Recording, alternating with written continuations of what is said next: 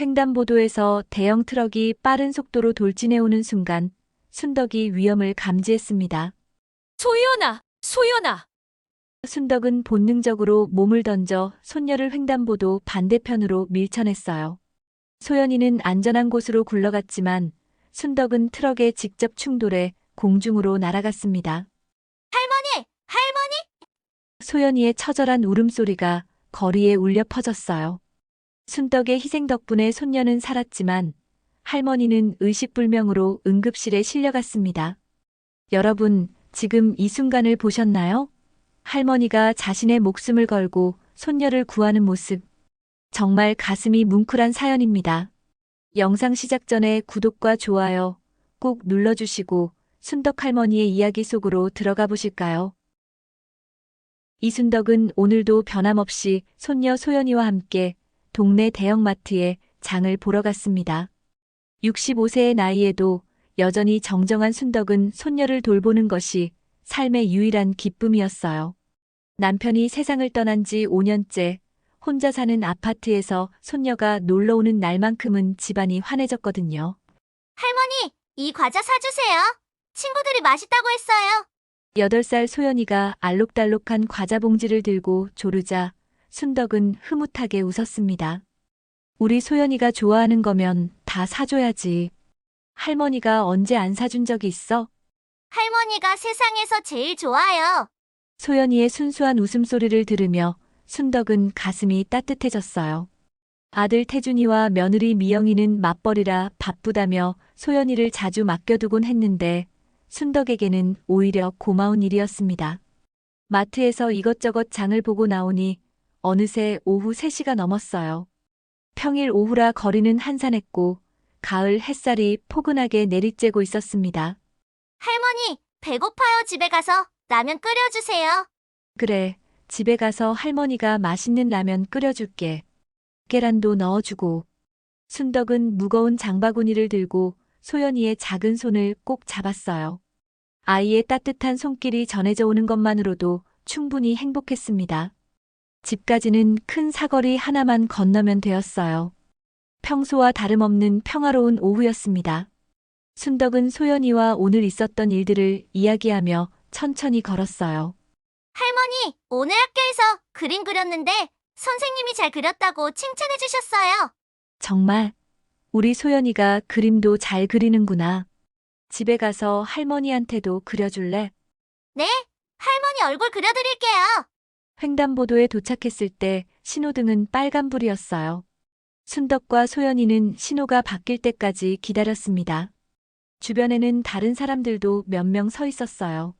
할머니, 저 신호등이 파란색으로 바뀌었어요. 그래, 이제 건너가자. 소연이 손 꽉 잡고 순덕과 소연이는 횡단보도에 발을 내디뎠어요. 다른 사람들도 함께 건너기 시작했습니다. 하지만 바로 그 순간이었어요. 저 멀리 왼쪽에서 신호를 무시하고 달려오는 대형 트럭이 보였습니다.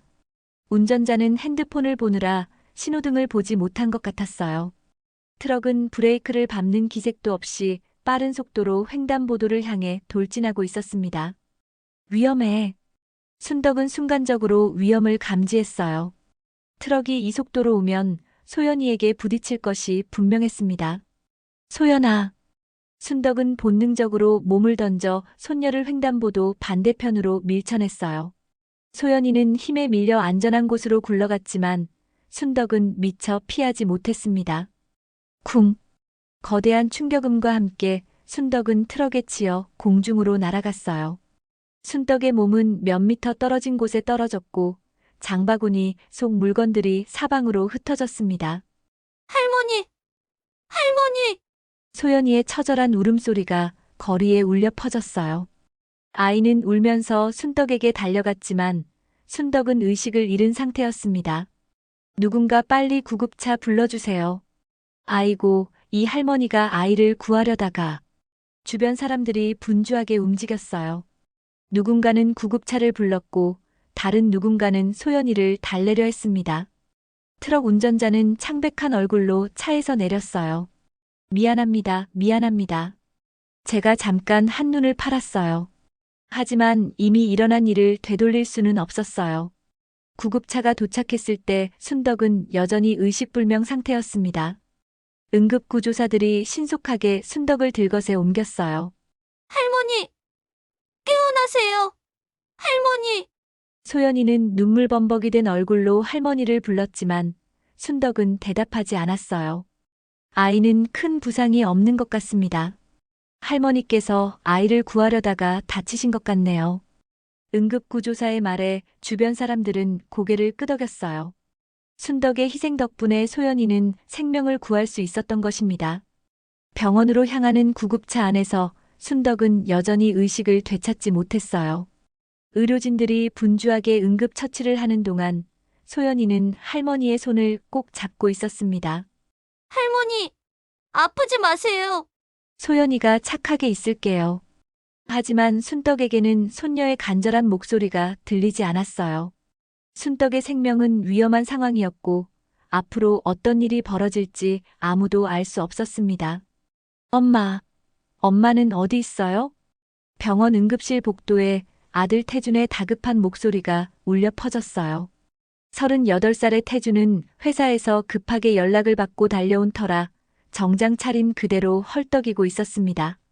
넥타이는 비뚤어져 있었고 이마에는 식은땀이 맺혀 있었어요. 여보, 빨리 가요. 며느리 미영이 태준의 뒤를 따라 급하게 들어왔습니다. 35의 미영은 직장에서 조퇴를 내고 온 상황이라 화장도 제대로 못 고치고 왔어요. 평소 시어머니와 그리 친하지 않았지만 이런 상황에서는 걱정이 앞섰습니다. 소연이는 어디 있어요? 우리 딸은 괜찮아요? 미영이 간호사에게 다급하게 물어봤어요. 전화로 사고 소식을 들었을 때 온몸이 떨렸거든요. 아이는 응급처치실에서 검사받고 있어요. 다행히 큰 부상은 없는 것 같습니다. 간호사의 말에 태준과 미영은 안도의 한숨을 쉬었어요. 하지만 곧이어 들려온 말에 표정이 굳어졌습니다. 할머니께서 많이 다치셨어요. 지금 응급수술 중입니다. 엄마가 어떻게 다치신 거예요?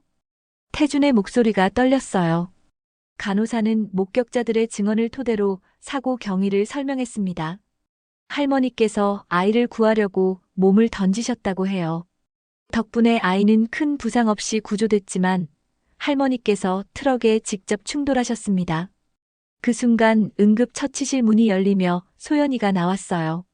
아이의 얼굴은 눈물로 범벅이 되어 있었고 무릎과 팔에 가벼운 찰과상만 있을 뿐이었습니다.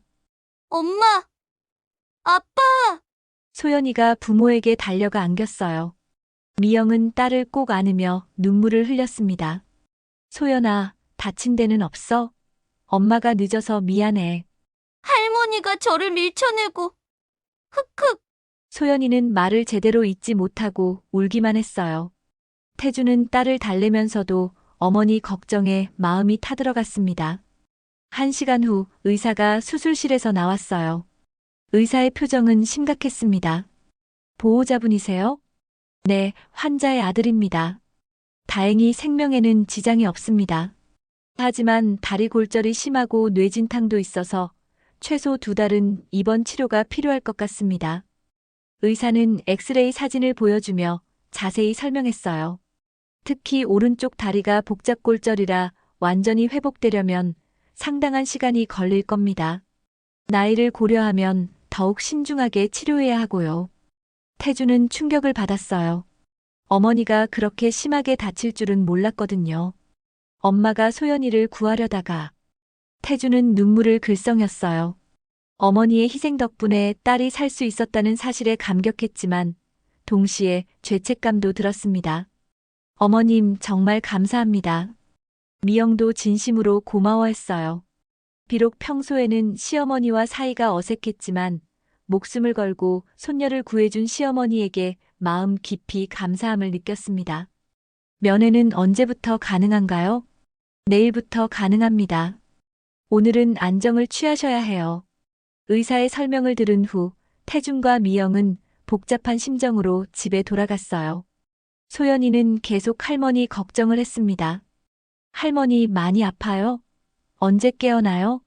할머니는 용감한 분이니까 금방 나으실 거야. 소연이가 걱정하지 마. 그날 밤 미영과 태주는 심각한 대화를 나눴어요. 여보, 어머님 퇴원하시면 어떻게 할까요? 혼자 계시면 안 되겠어요. 상태가 이런데. 미영이 고민하며 말했어요. 평소에는 시어머니와 사이가 좋지 않았지만 이런 상황에서는 도의적으로 모셔야 한다고 생각했습니다. 우리가 모시고 살아야죠. 제가 간병해 드릴게요. 미영의 제안에 태준도 고개를 끄덕였어요. 그래. 엄마 혼자 계시면 안 되지. 소연이도 할머니가 자기를 구해주신 걸 알고 있으니까 함께 지내면서 효도해야죠. 다음 날 오전 순덕이 의식을 되찾았어요. 눈을 뜨자마자 가장 먼저 찾은 것은 소연이었습니다. 우리 소연이는 괜찮아? 엄마, 깨어나셨네요. 소연이는 괜찮아요. 어머님 덕분에 큰 부상 없이 구조됐어요. 태준이 어머니의 손을 잡으며 말했어요. 순덕은 안도의 표정을 지었습니다. 다행이다. 내가 아픈 건 상관없어. 소연이만 무사하면. 어머님 정말 감사해요. 소연이를 구해주셔서. 미영도 진심으로 감사 인사를 드렸어요. 순덕은 며느리의 진심 어린 말에 조금 놀랐습니다. 괜찮아. 내 손녀인데 당연한 일이야. 어머님 퇴원하시면 저희가 모시고 살겠어요. 제가 간병해 드릴게요. 미영의 제안에 순덕은 망설였어요. 괜찮아. 나는 혼자서도 잘 살 수 있어. 너희들에게 패 끼치고 싶지 않아. 어머님, 이런 상태로 혼자 계실 수는 없어요. 저희가 모시고 살아야죠.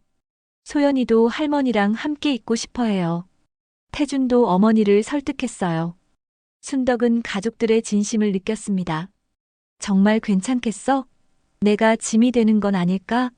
무슨 말씀을 하세요? 어머님이 소연이 목숨을 구해주셨는데 저희가 당연히 모셔야죠. 미영은 정말 진심으로 말하는 것 같았어요. 태준도 어머니를 모시겠다고 거듭 다짐했습니다. 순덕은 가족들의 따뜻한 말에 마음이 움직였어요. 혼자 사는 것보다는 가족과 함께 지내는 것이 나을 것 같았습니다. 너희가 불편할 텐데 그런 말씀 마세요. 저희가 어머님을 잘 모실게요. 이렇게 해서 순덕은 퇴원 후 아들 가족과 함께 살기로 결정했어요. 하지만 아직 순덕은 알지 못했습니다. 이 결정이 자신의 인생에 어떤 변화를 가져올지 말이에요. 퇴원한 지 일주일이 지났습니다. 순덕의 아파트에서 새로운 가족 생활이 시작됐어요. 처음 며칠 동안 미영은 정말로 순덕을 정성껏 돌봤습니다. 약을 챙겨주고 식사도 해주고 물리치료에도 함께 다녔어요. 순덕은 며느리의 변화에 감동했습니다. 미영아, 고마워. 내가 이렇게까지 해줄 줄 몰랐어. 어머님, 당연한 일이에요. 어머님이 소연이를 구해주셨는데. 하지만 점차 상황이 달라지기 시작했어요. 미영의 태도가 조금씩 변하기 시작한 것입니다. 어머님, 안정을 위해서 작은 방에서 푹 쉬세요. 다리도 불편하시고. 미영은 순덕을 원래 쓰던 안방이 아닌 작은 방으로 안내했어요. 안방은 이제 미영과 태준, 소연이가 쓰게 된다고 했습니다. 내 방인데. 어머님, 화장실 가시기도 힘드시잖아요. 이 방이 화장실이랑 더 가까워서 편하실 거예요. 미영의 말은 그럴듯했지만 순덕은 뭔가 이상한 느낌을 받았어요. 자신의 집인데 손님이 된 기분이었습니다. 소연이랑 같이 놀고 싶은데 어머님이 아직 다리가 불편하시니까 소연이가 다칠 수 있어요. 아이들은 워낙 활발하잖아요. 조심해야죠. 미영은 그럴듯한 이유를 댔지만 순덕은 점점 손녀와 멀어지는 느낌이었어요. 소연이가 할머니를 찾으면 미영이 항상 말렸습니다.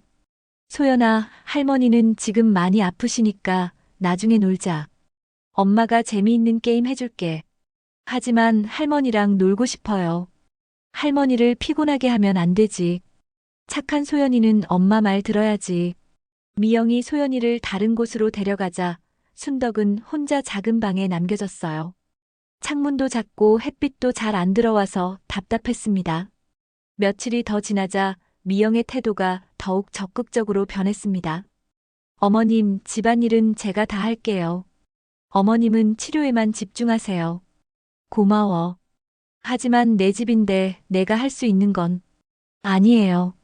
어머님이 다치신 것도 저희 때문이잖아요. 소연이를 돌봐주시다가 사고 나신 거니까 저희가 책임져야죠. 미영은 순덕의 말을 자르며 단호하게 말했어요. 그리고 점점 집안의 모든 것을 자신이 결정하기 시작했습니다. 어머님, 냉장고 정리했어요. 상한 음식들이 많더라고요. 미영은 순덕이 아끼던 반찬들을 모두 버리고 자신이 만든 음식으로 채웠어요. 순덕의 취향은 전혀 고려하지 않았습니다. 그 김치는 내가 담근 건데. 어머님, 너무 오래돼서 상했을 수도 있어요. 새로 사온 김치가 더 깨끗하고 맛있어요. 순덕은 자신이 정성스럽게 담근 김치가 버려지는 것을 보며 속상했지만 아무 말도 할 수 없었어요. 거실 분위기도 완전히 바뀌었습니다. 순덕이 아끼던 장식품들이 하나둘 사라지고 미영의 취향에 맞는 것들로 바뀌었어요. 어머님, 집안이 너무 어수선해서 정리했어요. 깔끔해졌죠? 내 물건들은 어디에 뒀어? 창고에 잘 보관해뒀어요. 나중에 필요하시면 꺼내드릴게요. 하지만 순덕은 창고가 어디인지도 몰랐고 다리가 불편해서 직접 확인하기도 어려웠어요. 가장 힘든 것은 소연이와의 관계였습니다. 미영은 계속해서 할머니와 소연이의 접촉을 제안했어요. 할머니, 같이 놀아요. 소연이가 순덕의 방문을 열고 들어오려 하면 미영이 재빨리 나타났습니다. 소연아, 할머니는 지금 약 드시고 쉬셔야 해. 할머니를 방해하면 안 되지. 하지만, 소연아, 엄마 말 안 들을 거야? 미영의 엄한 목소리에 소연이는 울상을 지으며 물러났어요. 순덕은 손녀의 실망한 얼굴을 보며 가슴이 아팠습니다. 미영아, 소연이가 나를 보고 싶어 하는 것 같은데. 어머님, 아이가 할머니를 너무 귀찮게 해서요. 치료에 방해되잖아요. 괜찮아. 나는 소연이랑 있는 게 좋아. 어머님, 의사 선생님이 안정을 취하라고 하셨잖아요. 아이들은 시끄럽거든요. 미영은 의사의 말을 핑계로 댔지만 순덕은 뭔가 다른 의도가 있는 것 같다는 느낌을 받았어요. 저녁 시간도 달라졌습니다. 예전에는 온 가족이 함께 식탁에 둘러앉아 식사했는데 이제는 순덕만 따로 작은 상에서 혼자 먹었어요. 어머님, 다리가 불편하시니까 방에서 편히 드세요. 제가 갖다 드릴게요. 가족이랑 같이 먹고 싶은데. 어머님, 거실까지 나오시기 힘드시잖아요. 무리하시면 안 돼요. 미영은 순덕을 배려하는 척했지만 실제로는 식탁에서 배제시키고 있었어요. 순덕은 혼자 방에서 밥을 먹으며 외로움을 느꼈습니다. 태주는 이런 상황을 잘 모르는 것 같았어요. 회사 일로 바빠서 집에 늦게 들어오는 일이 많았고 집에 있을 때도 피곤해서 세세한 것까지 신경 쓰지 못했습니다. 여보, 어머님은 요즘 어떠셔? 잘 계세요. 제가 잘 모시고 있어요. 미영의 대답에 태주는 안심했어요. 어머니가 잘 지내고 있다고 생각했거든요. 하지만 순덕의 마음은 점점 무거워졌습니다. 자신의 집에서 살고 있지만 마치 손님처럼 취급받고 있었어요. 손녀와도 멀어지고 집안에서의 발언권도 없었습니다. 내가 정말 짐이 된 건가? 순덕은 혼자 방에 앉아 생각에 잠겼어요. 며느리가 자신을 돌봐주는 것은 고마웠지만 뭔가 자연스럽지 않았습니다. 그날 밤 순덕은 잠을 이루지 못했어요. 예전에는 자신의 집에서 자유롭게 지냈는데 이제는 모든 것을 눈치 봐야 했습니다. 이런 생활이 언제까지 계속될지 걱정됐어요. 태어난 지 한 달이 지났습니다. 순덕의 몸은 조금씩 회복되고 있었지만 여전히 목발을 짚어야 했고 혼자서는 거동이 어려웠어요. 미영은 이런 순덕의 상태를 핑계로 점점 더 많은 것들을 통제하기 시작했습니다. 어머님, 병원비며 약값이며 돈이 정말 많이 들어요. 어느 날 아침 미영이 심각한 표정으로 순덕에게 말했어요. 손에는 병원비 영수증들을 가득 들고 있었습니다. 그래, 얼마나 들었는데? 이번 달만 해도 150만 원 넘게 나왔어요. 물리치료비, 약가, 각종 검사비까지 앞으로도 계속 들 거고요. 미영은 영수증을 순덕에게 보여주며 설명했어요. 순덕은 금액을 보고 놀랐습니다. 이렇게 많이 들었구나. 미안해. 내가 부담을 끼쳤네. 어머님, 그런 말씀 마세요. 저희가 당연히 해야 할 일이에요. 다만, 미영이 잠시 말을 멈추고 순덕의 눈치를 살폈어요. 제가 어머님 돈 관리를 해드리면 어떨까요? 지금처럼 다리도 불편하시고 은행 가시기도 힘드시잖아요. 내가 할 수 있어. 아직 그 정도는. 어머님 계산하시기도 힘드시고 기억력도 예전 같지 않으시잖아요. 어제도 약 드실 시간 깜빡하셨고. 미영의 말에 순덕은 마음이 상했어요. 나이 들었다고 무능력하다는 식으로 말하는 것 같았거든요. 그래도 내 돈은 내가 관리하고 싶어. 어머님, 통장이랑 도장만 맡겨주세요. 필요한 돈은 언제든 말씀하시면 드릴게요. 이렇게 하는 게 효율적이에요. 미영은 포기하지 않고 계속 설득했어요. 마치 이미 결정된 일인 양 말하고 있었습니다. 정말 필요한 거야? 당연하죠. 병원비도 내야 하고 생활비도 있고 제가 가계부도 써드릴게요. 모든 지출을 투명하게 관리하겠어요. 미영의 말은 그럴듯했어요. 순덕은 고민 끝에 통장과 도장을 건넸습니다. 고마워, 미영아. 내가 이렇게까지 해줘서. 어머님 가족인데 당연한 일이에요. 미영은 만족스러운 표정으로 순덕의 통장을 받았어요. 하지만 그것은 시작에 불과했습니다. 며칠 후 미영은 또 다른 요구를 했어요. 어머님, 중요한 서류들 정리해야 해요. 아파트 등기부등본이나 보험 서류 같은 것들. 그런 건 왜?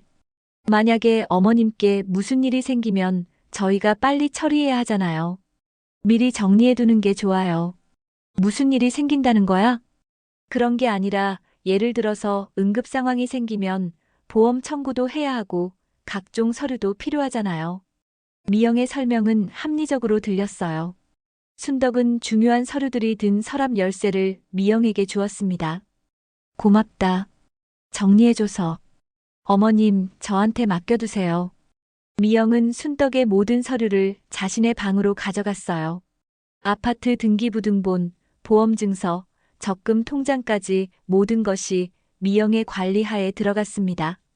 일주일 후에는 더 큰 요구가 있었어요.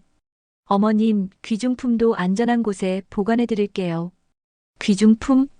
어머님이 가지고 계신 금부치들이요. 목걸이, 반지, 팔찌 이런 것들 도둑 맞으면 큰일이잖아요. 순덕은 남편이 생전에 사준 귀중한 장신구들을 가지고 있었어요. 감정적으로도 매우 소중한 것들이었습니다. 그런 건 내가 직접 관리할게. 어머님, 지금 몸도 불편하시고 혹시 잃어버리시면 어떻게 해요? 제가 안전하게 보관해 드릴게요. 정말 괜찮아. 그런 건 내 손에 두고 싶어. 하지만 미영은 포기하지 않았어요. 어머님, 보험도 가입해야 해요.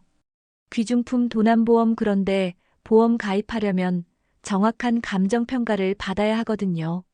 미영은 그럴듯한 이유를 대며 계속 설득했어요.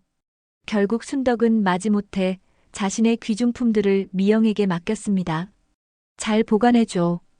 그것들은 너무 소중한 거야. 물론이에요. 제가 안전하게 지켜드릴게요.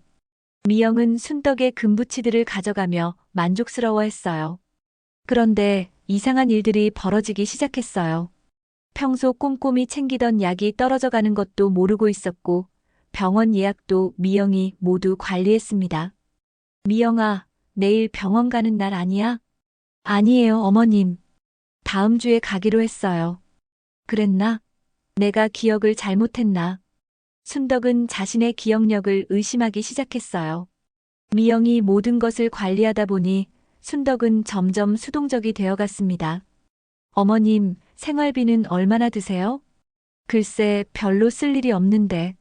그래도 용돈은 있어야죠. 한 달에 10만 원 정도면 충분하시겠어요? 미영은 마치 순덕에게 용돈을 주는 것처럼 말했어요. 자신의 돈인데도 불구하고 말이에요. 그래, 그 정도면 충분해. 순덕은 자신도 모르게 미영의 통제에 익숙해져 갔습니다. 모든 것을 미영이 관리해 주니까 편하기도 했어요. 하지만 가끔 이상한 생각이 들었습니다. 왜 미영이 이렇게까지 적극적으로 나서는 걸까? 평소에는 시어머니에게 그리 관심이 없었는데 내가 너무 의심이 많나? 순덕은 혼자 생각해봤지만 미영이 자신을 위해서 하는 일이라고 믿고 싶었어요. 그런데 며칠 후 우편함에서 은행 잔고 확인서를 발견했어요. 미영이 깜빡하고 가져가지 못한 것 같았습니다. 순덕이 확인해보니 자신도 모르는 사이에 적금에서 큰 돈이 인출되어 있었어요. 이게 뭐지? 순덕은 당황했지만 미영에게 직접 묻기는 어려웠어요. 혹시 병원비로 쓴 것일 수도 있고 자신이 깜빡한 것일 수도 있었거든요. 하지만 마음 한구석에는 불안함이 자리 잡기 시작했습니다. 정말 미영을 믿어도 되는 걸까? 태어난 지 2달이 지났습니다. 순덕의 다리는 많이 나아졌지만 여전히 완전하지 않았어요. 어느 날 밤 순덕은 화장실에 가려다가 목이 말라 물을 마시러 부엌으로 향했습니다. 그런데 거실에서 작은 목소리로 대화하는 소리가 들려왔어요. 순덕은 발소리를 죽이며 귀를 기울였습니다. 미영과 태준이 소파에 앉아 심각한 표정으로 이야기하고 있었어요. 여보, 어머님 아파트 명에 바꾸는 거 언제 할 거야? 미영의 목소리였어요. 순덕은 가슴이 철렁했습니다. 조금만 더 기다려. 너무 급하게 하면 어머님이 눈치챌 수 있어. 태준의 대답에 순덕은 믿을 수 없었어요. 자신의 아들이 이런 말을 하다니. 적금도 이미 절반 이상 해지했잖아. 어머님이 혹시 아실까봐 걱정돼. 괜찮아. 어머님은 요즘 기억력도 안 좋으시고 모든 걸 당신한테 맡기셨잖아. 순덕은 몸이 떨렸어요. 자신의 적금이 해지됐다는 것도 충격이었지만 가족들이 자신을 속이고 있다는 사실이 더 충격적이었습니다. 그런데 어머님이 돌아가시면 상속세도 많이 나올 텐데 미리 처리하는 게 좋지 않을까? 미영의 말에 순덕은 온몸에 소름이 돋았어요. 마치 자신의 죽음을 기다리고 있는 것 같았거든요. 맞아. 어머님 나이도 있으시고 언제 무슨 일이 생길지 모르잖아. 미리 준비해두자. 어머님 보험금도 상당할 거야. 수익자가 우리로 되어 있나? 당연하지. 내가 이미 확인했어. 순덕은 더 이상 들을 수 없어서 조용히 자신의 방으로 돌아갔어요. 침대에 앉아 머리를 감싸 안았습니다. 내가 목숨을 걸고 구해준 사람들이. 순덕은 눈물을 흘렸어요. 자신을 위해서 희생했는데 알고 보니 그들은 자신의 재산만 노리고 있었던 것입니다. 다음 날부터 순덕은 미영과 태준을 다른 시선으로 보게 됐어요. 모든 행동이 계산된 것처럼 느껴졌습니다. 어머님, 오늘 기분이 안 좋아 보이세요. 어디 아프세요? 아니야, 괜찮아. 혹시 약 때문에 그런가요? 의사 선생님께 여쭤볼까요? 미영의 관심도 이제는 가짜로 느껴졌어요. 순덕은 가슴이 답답했지만 내색하지 않으려고 노력했습니다. 며칠 후 더 충격적인 일이 벌어졌어요. 소연이가 순덕에게 다가왔지만 예전과 달랐습니다. 할머니, 소연아 와서 할머니랑 놀자. 순덕이 반갑게 손을 내밀자 소연이는 주저하며 뒤로 물러섰어요. 할머니, 냄새나요. 무서워요. 소연이의 말에 순덕은 충격을 받았어요. 손녀가 왜 갑자기 이런 말을 하는지 이해할 수 없었습니다. 소연아, 무슨 말이야? 엄마가 할머니는 아프시니까 가까이 가면 안 된다고 했어요. 병 옮을 수 있다고. 순덕은 가슴이 무너지는 기분이었어요. 미영이 아이에게 거짓말을 한 것입니다. 소연아, 할머니는 아프지 않아. 가까이 와도 돼. 아니에요. 엄마 말이 맞아요. 소연이는 울면서 도망가 버렸어요. 순덕은 혼자 남아 눈물을 흘렸습니다. 그날 저녁 순덕은 태준에게 말해보려고 했어요. 태준아, 소연이가 나를 무서워하는 것 같은데. 엄마, 아이들은 원래 그래요. 할머니가 다치셔서 아이가 불안해하는 거예요. 태준도 미영 편을 들었어요. 순덕은 더 이상 말할 수 없었습니다. 일주일 후 순덕은 우연히 미영이 전화 통화하는 것을 들었어요. 응, 어머님 통장은 이미 내 명의로 바꿨어. 적금도 거의 다 해지했고, 아파트는 좀 더 신중하게 해야겠어. 어머님이 눈치채면 안 되니까. 보험금도 확인했어. 생각보다 많더라. 순덕은 충격에 빠졌어요. 자신의 모든 재산이 이미 미영의 손에 넘어갔다는 것을 알게 된 것입니다. 그날 밤 순덕은 서랍을 뒤져봤어요. 자신의 통장과 중요한 서류들이 모두 사라져 있었습니다. 내가 정말 바보였구나. 순덕은 자신을 탓했어요. 며느리를 믿고 모든 것을 맡겨준 것이 실수였습니다. 다음 날 순덕은 용기를 내서 미영에게 물어봤어요. 미영아, 내 통장 좀 확인해 볼 수 있을까? 어머님, 왜요? 무슨 일 있어요? 그냥 얼마나 남았는지 궁금해서. 어머님, 병원비로 많이 썼어요. 걱정하지 마세요. 제가 잘 관리하고 있어요. 미영은 구체적인 말을 피했어요. 순덕은 더 이상 물어볼 수 없었습니다. 그날 오후 순덕은 혼자 앉아 생각에 잠겼어요. 자신이 목숨을 걸고 구해준 가족들이 오히려 자신을 이용하고 있다는 현실을 받아들이기 어려웠습니다. 내가 이렇게 무력한 존재가 된 건가? 순덕은 절망감에 빠졌어요. 더 이상 자신의 집에서 주인 노릇을 할 수 없었고 손녀마저 자신을 피하고 있었습니다. 그때 옆방에서 미영의 목소리가 들려왔어요. 어머님 상태가 좀 안 좋아 보이는데 요양병원을 알아봐야 할 것 같아. 정말? 그럼 빨리 알아보자. 태준의 대답에 순덕은 온몸이 얼어붙었어요. 이제 자신을 요양병원에 보내려는 계획까지 세우고 있었던 것입니다. 순덕은 완전히 고립됐어요. 자신이 구해준 가족들이 오히려 자신의 재산을 노리고 있고 심지어 자신을 버리려고 하고 있었습니다. 어떻게 이런 일이? 순덕은 눈물을 흘리며 남편의 사진을 바라봤어요. 남편이 살아있다면 이런 일이 일어나지 않았을 텐데 하지만 이제 와서 후회해도 늦었습니다. 밤이 깊어갈수록 순덕의 마음은 더욱 무거워졌어요. 앞으로 어떻게 해야 할지 막막했습니다. 며칠 후 아침 미영이 평소보다 일찍 순덕의 방에 들어왔어요. 손에는 여러 장의 팜플렛을 들고 있었습니다. 어머님, 좋은 소식이 있어요. 무슨 소식? 순덕은 불안한 마음으로 물어봤어요. 미영의 표정이 너무 밝아서 오히려 의심스러웠습니다. 요양병원을 하나 찾았어요. 정말 좋은 곳이에요. 미영이 팜플렛을 순덕에게 보여주며 설명하기 시작했어요. 왜 갑자기 요양병원 얘기를 해? 어머님, 전문적인 재활 치료를 받으시는 게 좋을 것 같아서요. 집에서는 한계가 있잖아요. 순덕은 가슴이 철렁했어요. 어젯밤 들었던 대화가 현실이 되고 있었습니다. 나는 집에 있을 거야. 여기가 편해. 어머님, 하지만 여기서는 제대로 된 치료를 받기 어려워요. 물리치료사도 있고 의사 선생님도 상주하시고. 미영은 포기하지 않고 계속 설명했어요. 하지만 순덕은 미영의 진짜 의도를 알고 있었습니다. 난 싫어. 집에서 지내고 싶어.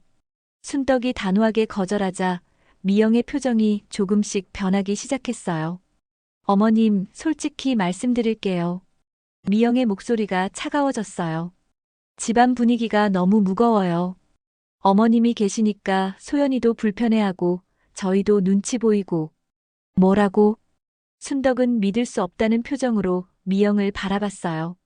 어머님께서 항상 방에만 계시고 우울해하시니까 집안 전체가 우울해져요. 소연이도 요즘 학교에서 집중을 못한다고 선생님이 연락 오셨어요. 그게 내 탓이라는 거야? 그런 게 아니라 서로를 위해서 좀 떨어져 있는 게 좋지 않을까요? 미영의 말에 순덕은 충격을 받았어요. 자신이 가족에게 짐이 되고 있다는 말로 들렸거든요. 내가 짐이라는 거야? 어머님, 그런 말씀 마세요. 다만 어머님도 전문적인 치료를 받으시면서 편히 지내시는 게 좋을 것 같아서요. 그때 태준이 출근 준비를 하며 거실로 나왔어요. 미영이 태준을 불렀습니다. 여보, 잠깐 와봐요. 태준이 다가오자 미영이 설명했어요. 어머님께 요양병원 얘기를 드렸는데 거부하세요. 엄마, 미영이 말이 맞아요. 전문적인 치료를 받으시는 게 좋을 것 같아요. 태준도 미영 편을 들자 순덕은 더욱 당황했어요. 태준아, 너도 엄마를 버리려고 하는 거야? 엄마, 버린다는 게 아니라 엄마를 위해서 하는 말이에요. 내가 소연이를 구하려다가 다친 건데 이제 짐이 됐으니까 버리는 거 아니야? 순덕의 목소리가 떨렸어요. 태주는 잠시 말을 못했지만 미영이 재빨리 끼어들었습니다. 어머님, 왜 그렇게 생각하세요? 저희가 어머님을 위해서 하는 말인데. 내 위해서? 내가 보기에는 너희들이 편하려고 하는 것 같은데. 순덕이 날카롭게 말하자 미영의 얼굴이 붉어졌어요. 어머님, 솔직히 말씀드릴게요. 어머님이 계시니까 저희도 힘들어요. 미영아. 태준이 미영을 제지하려 했지만 미영은 이미 멈출 수 없었어요. 소연이는 할머니를 무서워하고 집안 분위기는 무겁고 저도 스트레스 받아서 견딜 수가 없어요. 미영아, 그만해. 왜요? 어차피 다 말해야죠. 어머님도 여기 계시는 게 불편하시잖아요. 서로 떨어져 사는 게 나아요. 순덕은 더 이상 참을 수 없었어요. 그럼 내가 나가면 되겠네. 내 집에서. 어머님, 혼자 어디 가실 거예요? 다리도 불편하시고 돈도. 미영이 말을 하다가 멈췄어요. 순덕은 미영의 말에서 무언가를 눈치챘습니다. 돈도 뭐? 내 돈 어떻게 됐어? 어머님 병원비로 많이 들어갔어요. 그리고 생활비도. 얼마나 썼는데? 순덕이 다그치자 미영은 대답을 피했어요. 어머님, 지금 그런 게 중요한 게 아니에요. 요양병원에 가시는 게 정말 좋을 거예요. 내 돈을 다 써버렸구나. 순덕은 모든 것을 깨달았어요. 미영이 자신의 재산을 탕진해버리고 이제는 자신을 요양병원에 보내려는 것이었습니다. 어머님, 요양병원비는 저희가 낼게요. 걱정하지 마세요. 내 돈으로? 어머님, 가족인데 당연하죠. 미영의 뻔뻔한 태도에 순덕은 분노했어요. 당연하다고? 내 돈을 다 가져가 놓고? 어머님, 무슨 말씀을 하시는 거예요? 내가 다 알고 있어. 내 적금 해지한 것도, 통장 빼돌린 것도. 순덕이 소리치자 미영과 태주는 당황했어요. 엄마, 그건. 태준아, 너도 알고 있었지? 내 재산을 노리고 있었다는 거. 엄마, 오해해요. 저희가 엄마를 위해서. 위해서? 나를 요양병원에 버리고 내 집에서 살려고 하는 게 나를 위해서야? 순덕의 말에 미영이 화를 냈어요. 어머님, 왜 그렇게 의심하세요? 저희가 어머님을 위해서 이렇게 고생하는데. 고생? 내 돈으로 편하게 살면서. 어머님, 그만해. 더 이상 듣기 싫어. 순덕은 방문을 쾅 닫아버렸어요. 미영과 태주는 거실에 남아 난처한 표정을 지었습니다. 여보, 어머님이 다 알고 계신 것 같은데. 괜찮아. 어차피 요양병원에 보내면 돼. 하지만 어머님이 거부하시면 치매 진단서를 받으면 돼. 그럼 강제로 입원시킬 수 있어. 미영의 말에 태주는 놀랐어요. 그게 가능해? 당연하지. 어머님 나이도 있으시고 요즘 기억력도 안 좋으시잖아. 순덕은 문 너머로 이 대화를 모두 들었어요. 가슴이 찢어지는 듯한 아픔을 느꼈습니다. 이제 정말 끝이구나. 순덕은 절망에 빠졌어요. 가족들이 자신을 완전히 버리려고 하고 있었고, 심지어 강제로 요양병원에 보내려는 계획까지 세우고 있었습니다. 그날 밤 순덕은 잠을 이룰 수 없었어요. 미영과 태준의 대화가 계속 머릿속을 맴돌았습니다. 강제로 요양병원에 보내겠다는 말, 치매 진단서를 받겠다는 말 모든 것이 악몽 같았어요. 새벽 5시 순덕은 조용히 일어나 짐을 싸기 시작했어요. 많은 것을 가져갈 수는 없었지만 최소한의 옷가지와 남편의 사진만은 챙기고 싶었습니다. 이렇게 내 집을 떠나야 하는구나. 순덕은 눈물을 흘리며 옷을 가방에 넣었어요. 자신이 평생 살아온 집, 남편과 함께 꾸린 보금자리를 떠나야 한다는 것이 믿어지지 않았습니다. 할머니, 갑자기 문이 열리며 소연이가 들어왔어요. 아이는 잠옷 차림에 곰 인형을 안고 있었습니다. 소연아, 왜 안 자고 있어? 할머니, 뭐 하고 계세요? 소연이가 순덕의 가방을 보며 의아해했어요. 할머니가 잠깐 어디 좀 다녀올 거야. 어디요? 저도 같이 갈래요. 소연이가 순덕에게 달려들어 안겼어요. 순덕은 손녀의 따뜻한 체온에 마음이 무너졌습니다. 소연아, 할머니는 혼자 가야 해. 왜요? 할머니 혼자 가면 무서워요. 괜찮아. 할머니는 괜찮아. 순덕이 소연이를 달래려는 순간 소연이가 울기 시작했어요. 할머니, 가지 마세요. 저 혼자 두고 가지 마세요. 소연아, 울지 마. 할머니가 나를 구해줬는데 왜 할머니를 버려요? 소연이의 말에 순덕은 가슴이 찢어지는 듯 했어요. 아이가 모든 상황을 이해하고 있었던 것입니다. 할머니를 버리는 게 아니야. 거짓말이에요. 엄마가 할머니 보내려고 한다고 들었어요. 그때 복도에서 발소리가 들려왔어요. 미영이 소연이의 울음소리를 듣고 온 것 같았습니다. 소연아, 뭘 하고 있는 거야? 미영이 방에 들어오더니 순덕의 가방을 보고 놀랐어요. 어머님, 뭘 하고 계세요? 나가려고 해. 어디를요? 어디든. 너희들이 원하는 대로 해줄게. 순덕의 말에 미영은 당황했어요. 이렇게 쉽게 나가겠다고 할 줄은 몰랐거든요. 어머님, 갑자기 왜 그러세요? 너희들이 요양병원 보내려고 하잖아. 그럴 바에야 내가 알아서 나갈게. 어머님, 할머니 가면 안 돼. 난 할머니랑 같이 살 거야. 소연이가 순덕을 꼭 안으며 울었어요. 미영이 소연이를 떼어내려 했지만 아이는 더욱 세게 할머니를 붙잡았습니다. 소연아, 엄마한테 와. 할머니는 치료받으러 가시는 거야. 거짓말. 할머니 버리는 거잖아요. 소연이가 미영에게 소리쳤어요. 미영은 아이의 반발에 당황했습니다.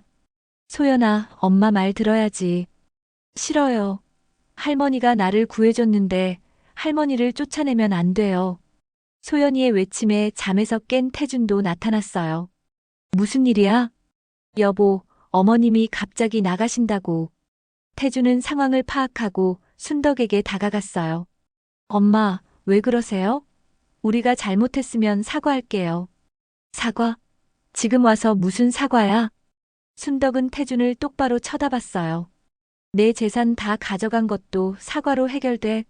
나를 요양병원에 버리려던 것도. 태준은 할 말이 없었어요.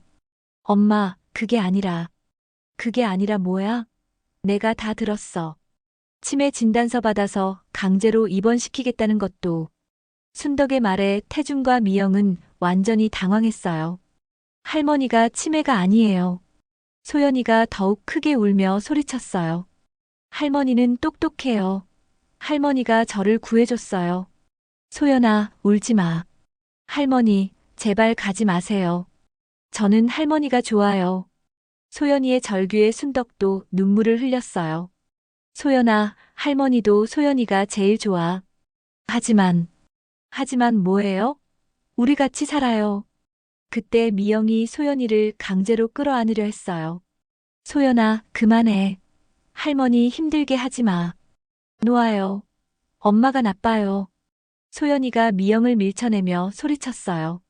할머니가 저를 구해줬는데 왜 할머니한테 나쁘게 해요? 소연아, 엄마는 거짓말쟁이에요. 할머니 돈도 가져가고 할머니도 쫓아내고. 소연이의 말에 미영은 얼굴이 하얗게 변했어요. 소연아, 넌 아직 어려서 몰라. 저는 다 알아요. 엄마가 할머니한테 나쁜 짓 했다는 거. 소연이는 순덕을 더욱 꼭 안았어요. 할머니, 저랑 같이 살아요. 저는 할머니 편이에요. 순덕은 손녀의 말에 가슴이 뭉클했어요. 이 작은 아이만이 자신을 진심으로 사랑해주고 있었습니다. 소연아, 할머니, 우리 둘이서 살아요. 저는 할머니만 있으면 돼요. 태주는 이 상황을 지켜보며 뭔가 잘못됐다는 것을 깨달았어요. 엄마, 미안해요. 우리가 잘못했어요. 하지만 순덕은 이미 마음을 정했어요. 이제 늦었어. 난 나갈 거야. 할머니, 안 돼요. 소연이가 더욱 세게 할머니를 붙잡았어요. 그 순간 복도에서 웅성거리는 소리가 들려왔습니다. 이웃들이 소연이의 울음소리를 듣고 나온 것 같았어요. 상황은 점점 더 복잡해져 갔고 가족 간의 갈등이 극에 달하고 있었습니다. 제발 그만해요. 순덕은 이 모든 상황이 너무 힘들었어요. 하지만 소연이만은 포기할 수 없었습니다. 소연이의 울음소리가 복도까지 울려 퍼지자 이웃들이 하나둘 나오기 시작했어요. 새벽 시간이었지만 아이의 처절한 울음을 들을 수 없었던 것입니다. 무슨 일이에요? 위층에 사는 박 아줌마가 가장 먼저 내려왔어요. 뒤이어 옆집 할머니와 아래층 부부도 나타났습니다.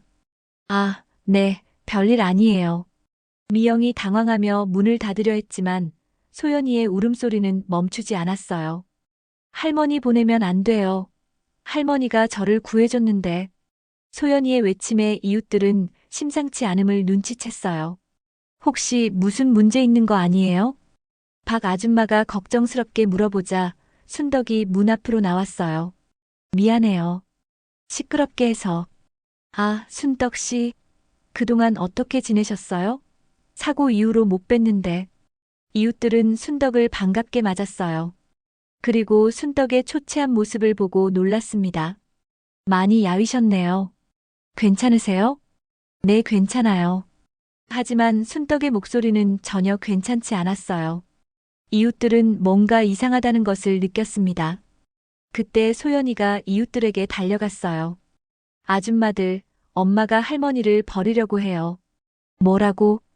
할머니가 저를 구해줬는데 엄마가 할머니를 요양병원에 보내려고 해요. 소연이의 말에 이웃들은 충격을 받았어요. 소연아, 그게 무슨 말이야? 할머니가 저를 트럭에서 구해줬잖아요. 그런데 엄마가 할머니 돈도 가져가고 할머니도 쫓아내려고 해요. 박 아줌마가 미영을 날카롭게 바라봤어요. 정말 그런 거예요? 아니에요. 아이가 오해한 거예요. 어머님 치료를 위해서. 치료? 순덕 씨가 무슨 치료가 더 필요하다는 거예요? 그때 아래층에 사는 김 할아버지가 나타났어요. 김 할아버지는 사고 당시 목격자였습니다. 내가 그날 다 봤어. 순덕 씨가 아이를 구하려고 몸을 던지는 걸 말이야. 김 할아버지의 증언에 다른 이웃들도 고개를 끄덕였어요. 맞아요. 순덕 씨 때문에 소연이가 살 수 있었잖아요. 그런 분을 어떻게 요양병원에 보내려고 해요? 이웃들의 비난에 미영은 당황했어요. 여러분이 오해하고 계세요. 저희가 어머님을 잘 모시고 있어요. 잘 모시고 있다고요? 박 아줌마가 의심스럽게 물어봤어요. 그럼 왜 순덕 씨가 이렇게 야위셨어요? 예전에는 그렇지 않았는데. 그리고 왜 소연이가 할머니를 쫓아낸다고 우는 거예요? 이웃들의 질문에 미영은 대답할 말이 없었어요. 그때 또 다른 목격자가 나타났어요. 사고 당시 구급차를 불러준 상점 사장님이었습니다. 아, 그때 그 할머니. 정말 대단하셨어요. 자기 목숨 걸고 아이를 구하시다니. 상점 사장님? 네, 저도 그날 다 봤어요. 할머니가 얼마나 용감하셨는지 그런 분을 어떻게. 상점 사장님은 미영과 태준을 실망스럽게 바라봤어요. 정말 배은망덕하네요. 은인을 이렇게 대하다니. 이웃들의 비난이 쏟아지자 미영은 견딜 수 없었어요. 여러분이 뭘 알아요? 저희 사정도 모르면서. 사정? 무슨 사정이 있어도 은인을 이렇게 대하면 안 되죠. 박 아줌마가 화를 내자 다른 이웃들도 동조했어요. 맞아요. 순덕 씨가 소연이 목숨을 구해주셨는데 그런 분을 요양병원에 보내다니 정말 못할 짓이에요. 그때 멀리서 사이렌 소리가 들려왔어요. 누군가 경찰에 신고한 것 같았습니다. 경찰이 와요. 미영과 태주는 더욱 당황했어요. 상황이 걷잡을 수 없이 커지고 있었습니다. 경찰이 도착하자 이웃들이 상황을 설명했어요. 이 할머니가 손녀를 구하려다 다치셨는데 가족들이 할머니를 버리려고 해요.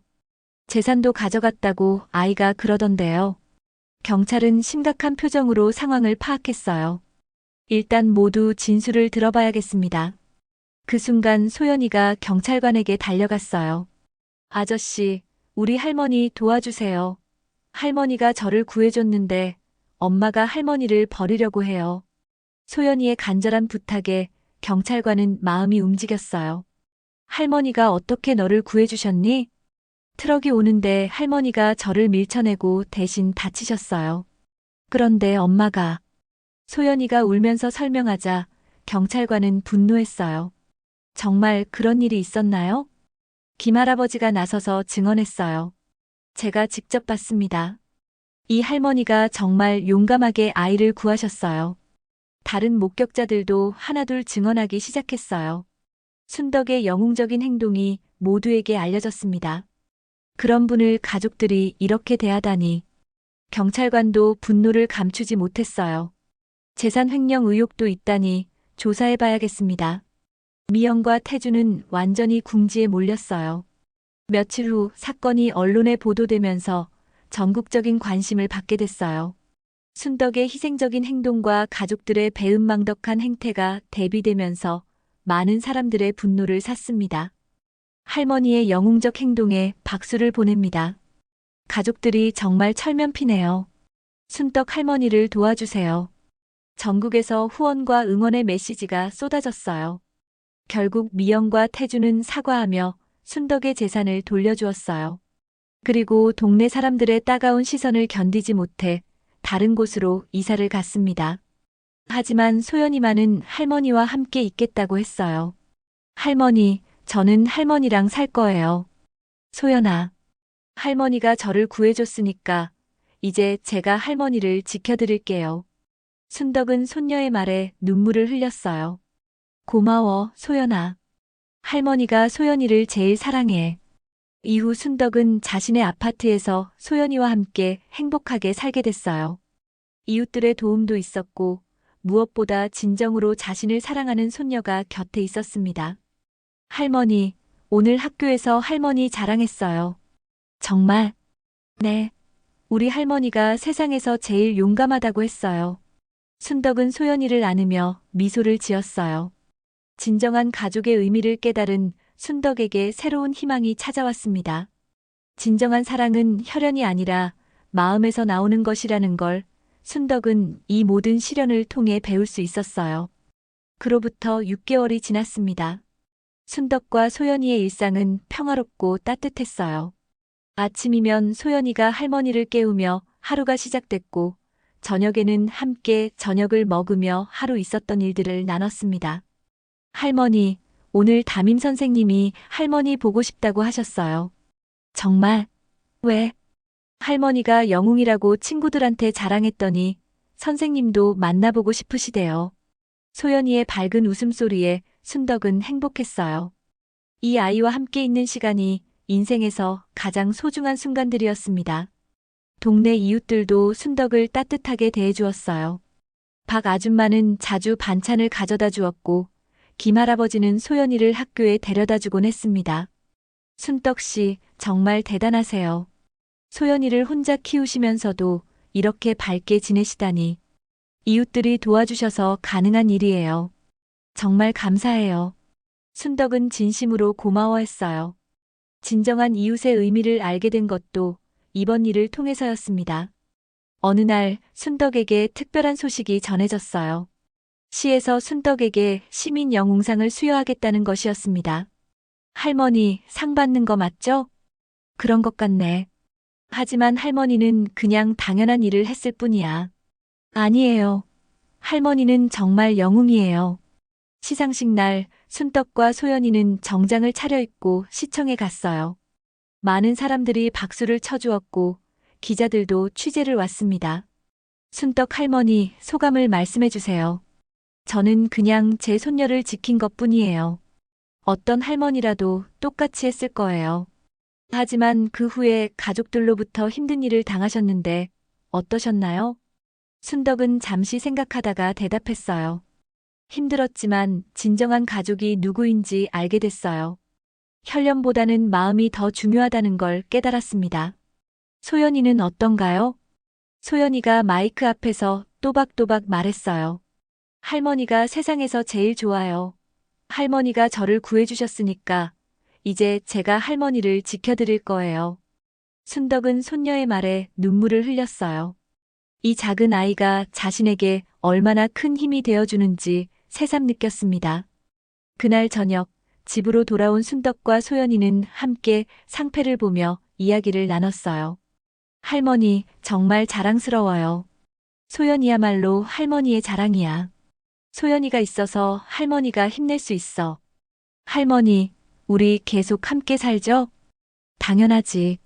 소연이가 대학생이 될 때까지, 아니, 할머니가 건강한 동안 계속 함께 있을 거야. 두 사람은 서로를 꼭 안았어요. 진정한 가족애가 무엇인지 보여주는 따뜻한 순간이었습니다. 그날 밤 순덕은 남편의 사진 앞에 앉아 조용히 말했어요. 여보, 이제야 진정한 행복이 뭔지 알 것 같아요. 힘든 일도 있었지만 소연이가 있어서 매일이 감사해요. 창밖으로는 별이 반짝이고 있었어요. 순덕의 새로운 시작을 축복해주는 것 같았습니다. 진정한 사랑은 조건이 없다는 것, 그리고 가족은 혈연이 아니라 마음으로 만들어진다는 것을 순덕은 깨달았어요. 앞으로도 소연이와 함께 행복한 나날을 보낼 것이 분명했습니다. 여러분, 오늘 순덕 할머니와 소연이의 이야기는 어떠셨나요? 처음에는 할머니의 희생적인 사랑에 감동받았다가 중간에는 가족들의 배신에 화가 나셨을 거예요. 하지만 마지막에 소연이가 할머니를 지켜주는 모습에서는 진정한 가족의 의미를 느끼셨을 것 같아요. 이 이야기를 통해 우리는 몇 가지 중요한 교훈을 얻을 수 있었습니다. 첫째, 혈연 관계가 곧 가족은 아니라는 것이에요. 진정한 가족은 서로를 아끼고 보호하려는 마음에서 만들어지는 거죠. 이런 감동적이고 교훈적인 이야기들이 더 보고 싶으시다면 구독과 좋아요 버튼 꼭 눌러주세요. 여러분의 구독 하나하나가 더 좋은 콘텐츠를 만드는 원동력이 됩니다. 그럼 다음 이야기에서 또 만나요. 모두 사랑하는 사람들과 함께하는 행복한 하루 보내세요.